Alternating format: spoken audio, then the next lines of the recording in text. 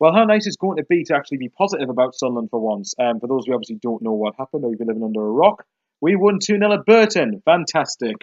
Um, Pete and Ben, both with me. I imagine your mood significantly better after yesterday. Delighted. Yeah, buzzing. I love the one-word answers, but all you really need to do is just say one-word answers to some of how you're feeling, and usually it's shit or depressed. So nice for once. Right, guys. So we just pretty much thought we'd just milk it, and we just wanted to talk. And for the first, and obviously it's the first time while all three of us have done a podcast, so why not? So well, obviously I'll get Ben's perception first because me and Pete can add a little bit later because we actually went to Burton, and we've now joined Ben in the elite. We've seen Sunderland win away club. So Ben, how did you manage to keep track of the game? Yeah, so I was watching it on the iFollow service. Um, so obviously saw the whole 90 minutes. And yeah, like you said, I'm absolutely delighted, over the moon to see us get 3 points. I mean, 16 games later on from Norwich, we finally won a game. And it just shows that, what was the attitude like at against the Millwall team, that, you know, that game was really poor. And then we go to Burton and we win. It's totally different, isn't it? Totally Massively. different feeling. But yeah, and obviously you guys have a lot more insight than me, but I think Coleman also got the fans on side, and that should be a turning point now for the rest of the season. Well, he certainly didn't come out and say we were in a relegation battle 2 games in. That's a start. So Yeah, yeah, no, certainly. He's been good in front of the cameras, hasn't he? I think Pete, you know yourself, and Michael yourself, being journalism students, how important or relevant it is to be great in front of the camera, but you have to back that up with results, and he's certainly done that, and also performances. yeah, I find it hard to disagree with what you've just said. Obviously, as I said earlier, me and Pete actually went to the game, and you know, I think I'll say let Pete say in a minute, but my perception of the game was that I felt opening 10 and last 10 minutes of the first half, Burton were better. We were better in between that period, although apart from maybe one long range effort from McGeady, which actually didn't go far wide, there wasn't really that much quality on show. And then second half, I thought, particularly from like an hour on, Sunderland were just asking all the questions and were constantly pressing and pushing. And Coleman's substitutions when he brought off McManaman and McGeady that I didn't agree with at the time brought on Vaughan and Asoro, and they actually won the game because one of the subs scored and one got an assist. So delighted, good win, and as you two know, and as everybody else knows by this point, I love my clean sheets. So to see us not concede was refreshing. So go on, Pete. Your thoughts after? I'm sure have you died down from yesterday? And I think you two have summed it up pretty well. Like you say, I thought first half it wasn't much between the two teams. I thought Sunderland slightly edged it, but I think second half it was just it was all Sunderland, and I think the stats back that up. I mean, it was just attack after attack. I think it was a question of not a when or not if, it was when Sunderland were going to score, and thankfully we got two late goals. And like you say, Chris Coleman tactics were absolutely spot on in the end, and they won us the game. And massive 3 points, and hopefully we can kick on from now. Please, hopefully, please. I was going to say, go on, Ben.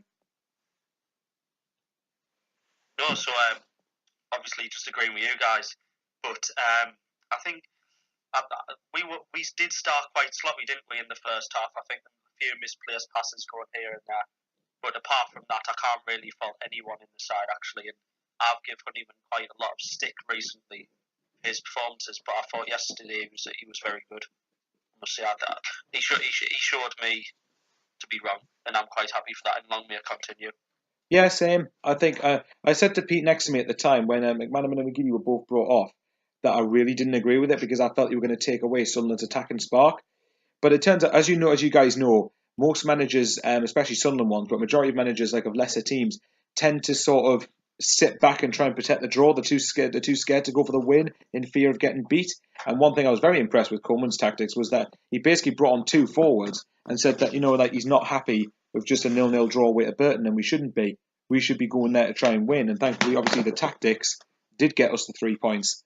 So I was very impressed with him after that. And obviously, as Pete will back me up on, when Vaughan scored, it was pretty much constant chanting, "I'm Vaughan, Vaughany, Vaughany, Vaughany," something along those lines. But it was mental, wasn't it? Yeah, I think it's going to take something special for that to be better surpassed this season. I thought the atmosphere was brilliant. I thought the scenes in the away end were fantastic, and I think they'll live long in the memory, irrespective of who you're playing. You can only beat what's in front of you, and I thought, like I say, Sunderland fully deserved the win, and they sent their fans happy, and it's about bloody time though. But, Tell me about it. It was good to be at the office, and very happy with the result. Yeah. It was almost 3 months of frustration coming out in them away fans, wasn't it? Yeah, absolutely, yeah. Yeah, I was saying that to Peter earlier, actually, that it seems to be all the demons and frustrations and annoyances of this season all let out and released as soon as Vaughan scored, because it was insane. I remember there was a couple of lads that were in front of us that were basically jumping up and celebrating, were hugging all over the place, and next thing we knew, there were like 3 rows in front of us, and me and Pete were like standing right in front of like a bar, because obviously Burton's got a standing section, a seating section, we chose to stand, because to be honest, who sits at away games anyway? And then we had about a few blokes pushing down in front of us. I was jumping up with a bloke behind us as well. So I'm never going to forget that. And especially because now it's finally mine and Pete's first away win. So how many away games have we done actually, Pete, since we met? Is it like 9 now? Together 9, I think. Yeah. Yeah, and that's the first time we've seen us win. And the only decent team we've really seen us play is like Leicester when they won the league and Everton. Everybody else has been basically. So. How lovely that was. Do you think it meant more because of the lateness of the goals? That was a factor, and probably the fact of it was cool. Well, it was obviously only Coleman's second game in charge, and I think the importance of the game and the significance it meant, obviously, like we're only 2 points from safety now, so I think it was everything really, and we were just desperate to see someone win, weren't we? And they achieved that, so yeah. Yeah. I was getting very religious during the last 20 minutes. I was like, please, footballing God, let us win, for God's sake. I can't take another game without seeing 3 points. So I mean, when Graven missed that chance from point blank, it was a decent save on Bywater, but when he saved it, I thought, this just isn't our season. I thought we've absolutely battered them all second half, and it's still 0-0. So when he saved that, I thought, it's not going to be our day, but obviously it didn't matter in the end. Yeah. Well, we'll talk about the goal scorers actually. Obviously, Vaughan. The lad in front of us, Michael Luff, I'll give him a shout if he's actually listening. But he started the chant off, and it was basically constant throughout the whole away end after he scored. I think it's safe to say, I don't know what you guys think. I've given Vaughan quite a lot of stick. I can't think of a Sunderland fan who probably won't have given Vaughan stick, and I think it's been justified. But I was so happy for him when he scored. You could just as much as the limitations he's got. His work rate you just can't question, and it's the fact that it just meant a lot to him. You could just see it in his face when he scored that he was just exercising his emotions out of not scoring constantly. And one of you two take away from us, I pretty much summed it up, I think. But still, well, me and Ben were talking earlier on the phone about this, and obviously Michael, we heard yesterday that Vaughan got booked for putting his hands to his ears. Well, I've now seen it since, and it wasn't like a typical Jimmy Vardy celebration. It was more of a celebration as in, you've been giving me stick all these months, I bet you won't be saying that now, kind of thing. And I thought it was very disrespectful from Vaughan. He kind of just put his hands towards his ears to say, he's on shouting at me now, are you, kind of thing. And I don't think he's got that much stick. He's got a bit on social media, but I wouldn't say he's got anything more than what the other players have got. Probably a lot less than what a lot of them have got, obviously, because he hasn't played that much. So I thought that was very disrespectful to do, very unprofessional as well. And I didn't think he had to do it, to be honest. I don't know what you think, Ben, but no, I agree with you. I don't think you had to do it. I mean, I'm happy for the guy that he got the goal, but his performances this season have been nothing but really shameful, if I'm totally honest. But don't want to get too negative. You know, he did what he had to yesterday, and I'm happy with that. But yeah, I agree with you, Pete. The celebration was probably just a bit distasteful. I'd probably go along with that as well. I mean, if that's what you said, that's the case. Then, like, it's a bit like it reminded me when Stephen Fletcher scored twice against Stoke. You remember, it was in 2014, I think, and that they were his first goals that calendar year. Now, the difference between Vaughan and Fletcher is that one we paid near £14 million for, and one we only paid like 500k. So really, I didn't expect much from Vaughan. As far as him cupping his ears to the fans and sort of like saying, "Well, come on, you're not shouting at me now." Well, of course we're not. You've just scored. You're a striker. That's what you're paid to do. So, but either way though. He done well when he came on, and I'm good. He's going to be suspended because he offers something different. Graven. He competes in the air and challenges in the air. And if this suspension doesn't get overturned, then it'll be disappointing because he has got a part to play this season. So. Well, he should do, shouldn't he? I think certainly scoring will do him the world of confidence.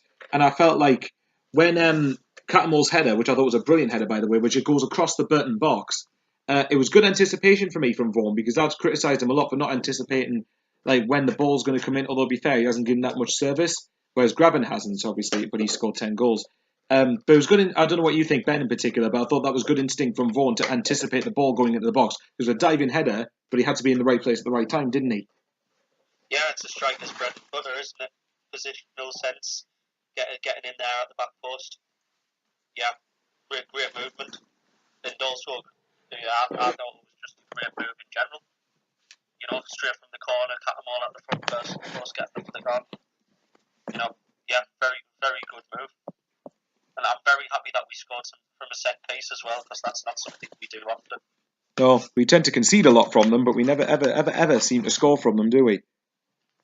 I think even from the days of like having Larson probably putting the crosses in, we've never scored from set pieces that often. No, well, even then with Larson, he basically started out well and then just never seemed to recapture that after his first year, basically. But no, I'd agree. It was nice to see them score from a set piece, and it was nice to see one that was taken effectively, because I thought when McGeady was taken off, that was our only real decent dead ball set piece specialist, but Oviedo started taking the corners, so fair play. If Oviedo delivers balls in like that, and that happens from corners, take corners with my blessing. I actually think McGeady's been very poor the last few games, actually. Yeah, I think that's a fair criticism. Yesterday he wasn't very good. I mean, would you guys have him dropped for next week, or would you keep the same starting lineup? I think obviously it'll be the same like subs and all that again. Obviously they prove they can all make an impact. I think the only person who, like I say, would question started McGeady, but who do you start instead of him? That's a question. That's the only one I can think of. So I don't know. Yeah, I think with McGeady, the thing I've got the opinion of him that we were told this basically, I think, in the summer by Preston fans, particularly even though we signed him from Everton. He was obviously at Preston last year on loan. But when we signed McGeady, the thought was that he's a player that can frustrate you non-stop for like 90 minutes, but he comes up with one moment of quality which can be the difference. So, as far as that's concerned, we might need. Like was said in the summer, I think with McGeady, unfortunately, he says a lot about the lack of squad options because A, there's no one else there to replace him, basically, and B, there's no one else that I can think of that can come up with a moment of magic or quality apart from maybe Graben, but frustrate you to death for 90 minutes. So that probably is my thoughts on that argument. Right, defence. Champion clean sheets for ages, and I've said constantly every week that it pisses me off that we have not kept clean sheets in this league because I believe if we kept clean sheets, we'd win games. So I thought both Matthews and Oviedo were decent, and we might touch on them in a bit. But I want to ask you two, and either one of you start, how you felt about the combination of John O'Shea and Tyus Browning, because I thought they were very good yesterday. Yeah, they were. Like I say, I've been saying for ages, them two are our strongest pairing. Obviously, Coney's not interested, Wilson's not good enough, and I think they proved yesterday why they should be starting every week, because I think they were solid. No disrespect to Burton, I don't think Burton really tested them, but what they had to deal with, they dealt with well, and yeah, and rightly so. They should keep their place for a red next weekend. Ben? Yeah, we've kind of had a tried and tested defence for, well, we've never had a tried and tested defence, what I'm saying. It's been a bit of makeshift, hasn't it? Everywhere, Grayson was just throwing parents together like there was no tomorrow. So to actually see a pair do well and get the clean sheet, obviously they need to be kept together now, and they need to then build a partnership. I'd certainly keep it the same for next week. I thought our fullbacks were excellent yesterday. Yeah, forward certainly. Oviedo given a few sloppy balls away in the first half, but apart from that, he was spot on. I thought Matthews was actually very assured in everything he did. I can't actually remember Matthews putting a foot wrong in that game. So yeah, I'm very happy with the back four, and obviously long may it continue. I hope next week he sticks with it. Well, like you mentioned the back four, so I sort of touch on the fullbacks. I felt like if I had to pick one out of the back four who was like not like on the verge of very good or outstanding was Oviedo. But saying that, Oviedo's been one that's probably more consistent. I mean, obviously the back line. I mean, the central defenders. Right, you're right. Grayson kept on chucking away at things, throwing things into the will. Like it was desperation, really, wasn't it? It was just basically try anything and just hope to God it works.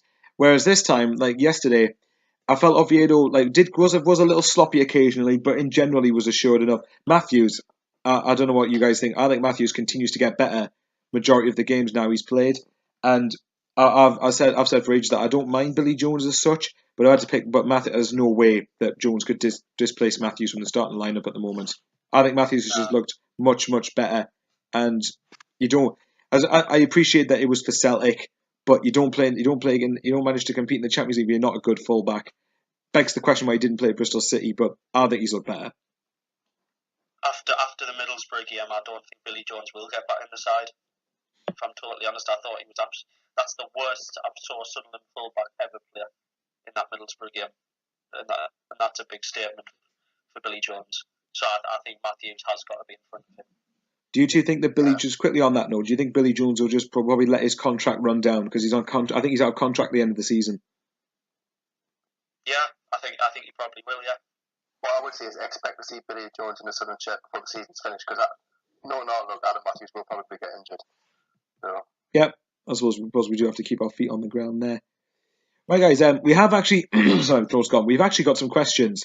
Couple of serious ones, and there's one got JD Burrell who basically puts a jokey question almost every time, but we'll get that one out of the way because it's quite funny. Quick question. She says, Marmite, yes or no? Do either of you two particularly care for it? Hate it. I prefer Coleman's mustard. I like that. It took me a minute to get that. No, I'm with that. Yeah, not keen on Marmite, but yeah, Coleman's mustard's good for me. Probably more yes than no, but slightly yes. Well, there you go. There's the answer to that one. Right, the next one is Kaylee Wright at 25 bugs 1989.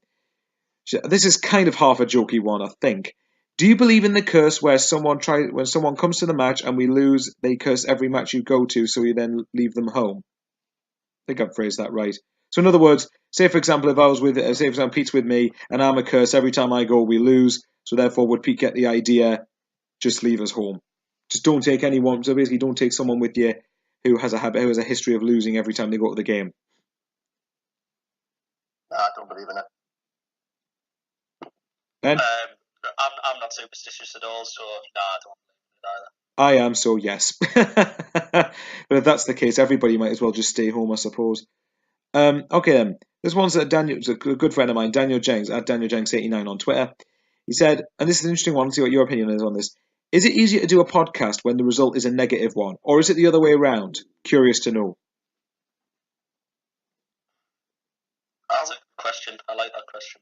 I would say in Sunderland's circumstance, positive because if, for example, say we all supported Manchester City and it was positive every week, you'd kind of be banging on the same drum. But if it was negative, obviously, then you'd have something different to discuss. Whereas Sunderland, or the other way around, we tend to lose every week. So I think it's definitely a lot easier if it's positive because we can say different things. Obviously, all of the season we've been saying, yeah, poor keeper, yeah, can't defend, yeah, don't take chances. Whereas now good result yesterday, we can praise them rather than be negative. You know what I mean? So I would say it's definitely easier when we win.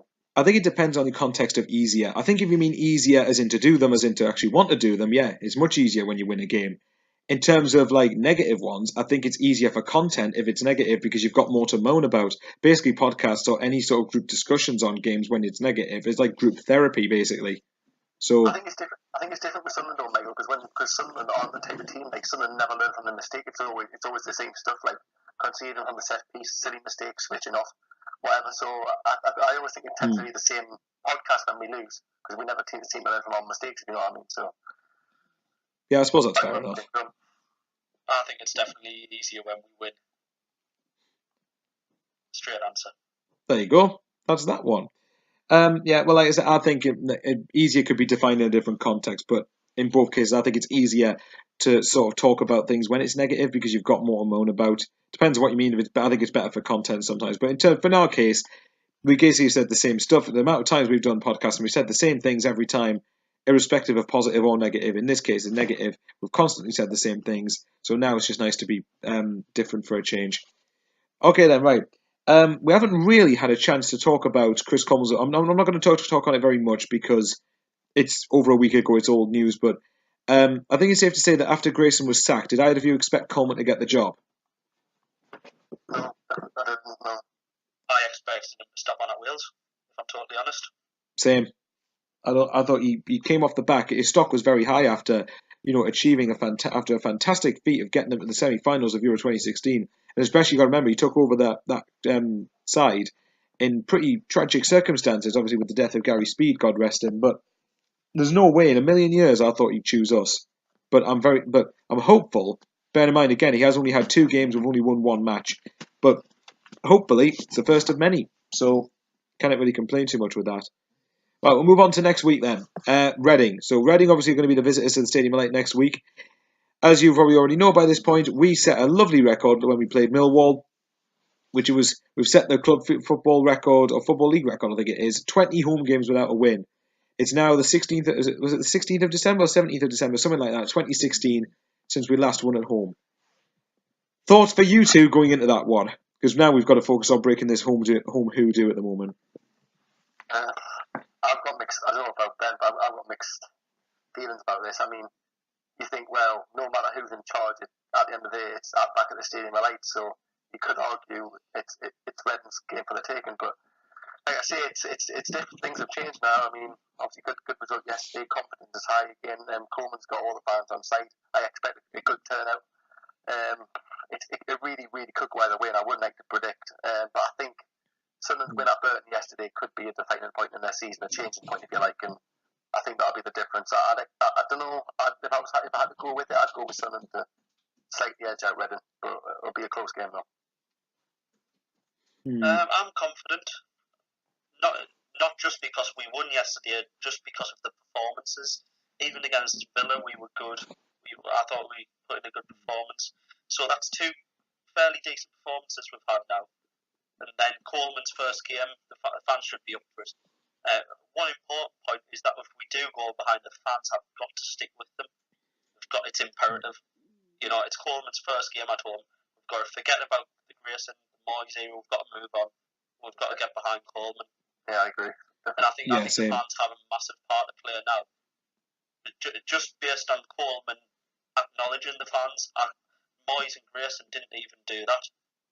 I went to a lot of away games during the Moyes era. I definitely can't remember him coming over to the fans at all. Yeah, I think that says a lot. The one thing I would say, without being slightly too negative, is that 2 decent performances. Obviously, I didn't watch the Villa game. The Burton game was a good performance. I just can't help but wonder we've been here at the same time before. It's constant new manager effect, and then we go back to underperforming again. Hopefully, that doesn't happen this time. I'm hopeful, like Pete touched upon earlier, the Burton win, if we use it properly, could be a springboard for our season. And I agree with what Ben said as well, that if we go behind, fans can't just boo every touch, every misplaced pass, because players are going to make mistakes. We need to see a bit more, less toxicness, if that's even a phrase, from the Stadium of Light, because obviously it's not the fans' fault by any means, but it's become a hard place to play, hasn't it? We just need to show a bit more togetherness, don't we? I mean, I hate to bang that drum, I really do, because I think what we put up with has been really less than poor, to be honest. But now it's a new era that fans have got to move on, and you can see we've been here before, but it's an individual case every time we get a manager. There's other factors defining that tenure of the manager in each individual case, and now Coleman's here now. We've just got to get behind him. Yeah, can't think of anything that I disagree with. What about you, Pete? What do you think? Ben hit the nail on the head. Really, I think we've got the right man here. I think I like the way Sunderland played in the last. Well, I didn't watch the Villa game like that, but I like the way Sunderland played yesterday.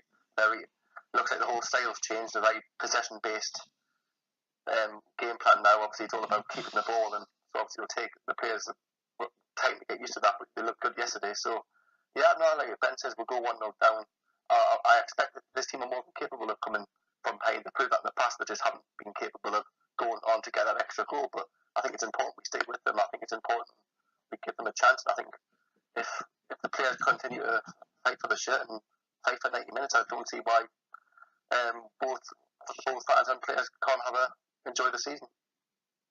Well, you touched on enjoy the season. What would you say now? I mean, this is going to sound stupid, but like, what would you say are the hopes for the rest of this season? I think it's pretty safe. I think we're pretty safe to say we're not going to get promoted.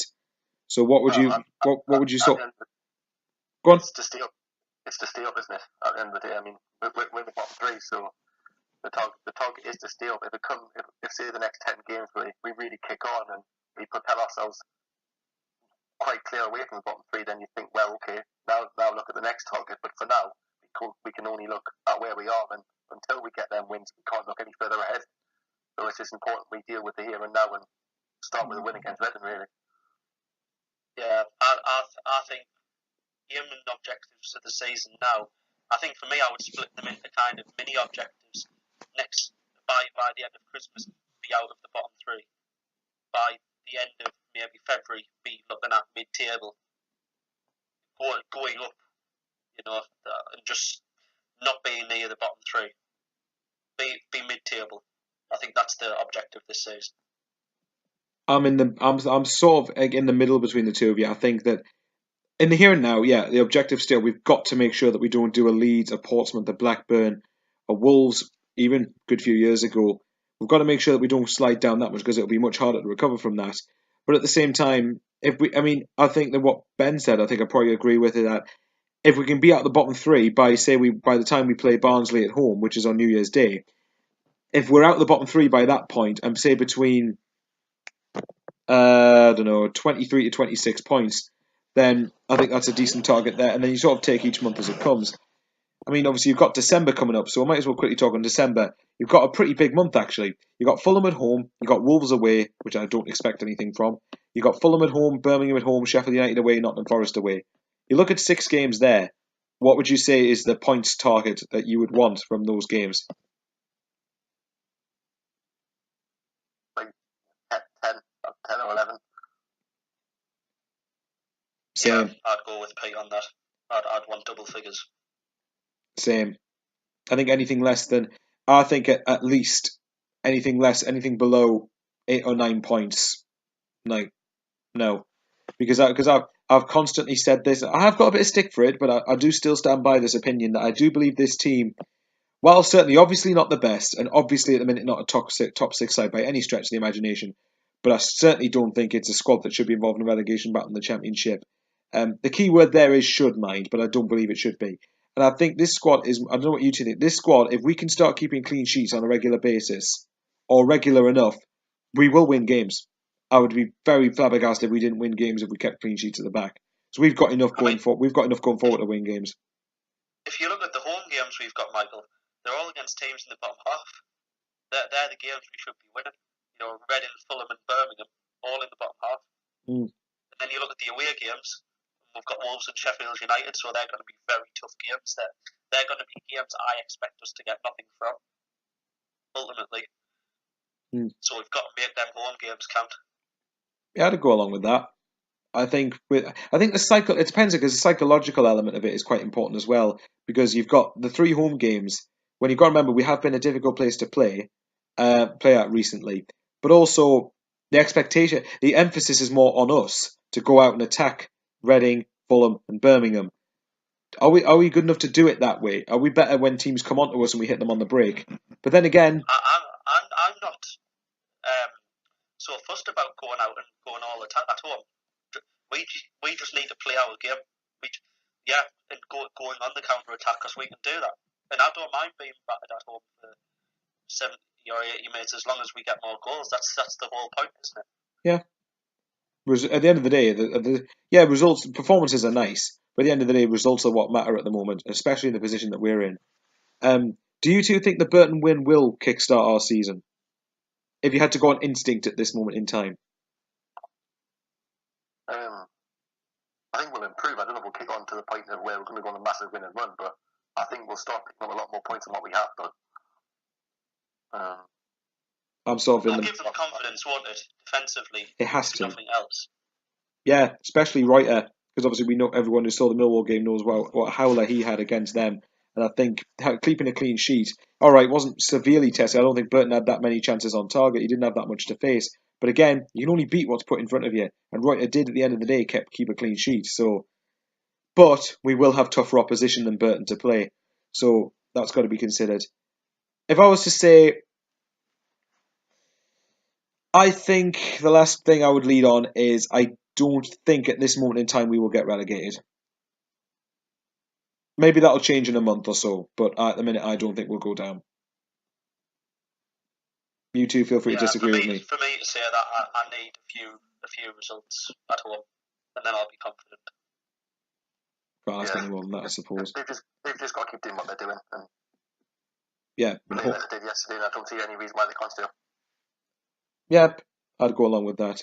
The last thing I'll ask you two before we wrap it up is there was a Wales, I think allegedly there was a Wales fan who was asked their opinion about Coleman after he obviously got the job, and I think what was said was they expect Sunderland to finish 12th this year and go for playoffs next year. If that's true, what would you two respond to that with? He hasn't watched Sunderland every week. It depends who they bring in, and it depends if Sunderland are going to compete for playoffs with an owner at the helm who doesn't want to be here.